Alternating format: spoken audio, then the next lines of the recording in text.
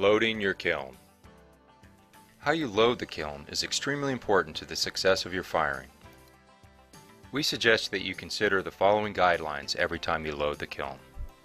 Maintain proper clearances. Kiln shelves should be sized so there is at least a 1-inch clearance from the wall when installed. This makes it easier to load the shelves and allows heat to circulate better in the kiln. Kilns lose the majority of their heat through the lid and the bottom slab. Skutt kilns have balanced elements to compensate for this heat loss. However, it is still important to keep minimum clearances from these areas. We suggest posting the first shelf up a minimum of 1 inch and keeping at least a 2-inch clearance from the lid and the closest piece. Shelves and ware can act as heat sinks and bias the reading of the thermocouple. Therefore, we suggest you keep a minimum clearance of at least 2 inches around the thermocouple. Balance the load.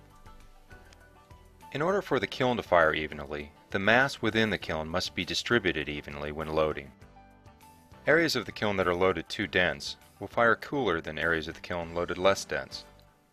When you are firing smaller loads that only require several shelves, locate the ware in the center of the kiln closest to the thermocouple. As mentioned earlier, the kiln loses the majority of the heat through the bottom and the top. Therefore, if you have large, thick-walled pieces, you might want to locate them towards the center of the kiln. Let the elements see the ware. As the kiln heats up, more and more of the heat inside the kiln is transferred by radiation from the heating elements. Therefore, it's important to make sure that each piece of ware has line-of-sight exposure to the elements, even if it's just a portion of the ware.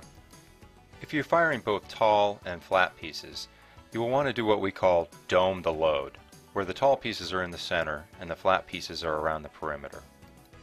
Try to load the shelves above or below the element grooves to prevent from blocking this radiation. Also make sure that each area between shelves has exposure to at least one element. Allow the kiln to breathe. Another way heat work is achieved within the kiln is through convection. Heated air currents are constantly moving throughout the kiln chamber. Allowing these currents to move freely through the kiln will help ensure the even heating of your kiln. If you're using half shelves, allow for a 1/4 inch gap between the shelves to allow air to pass between them. Allowing adequate space between ware will help ensure more uniform convection heating.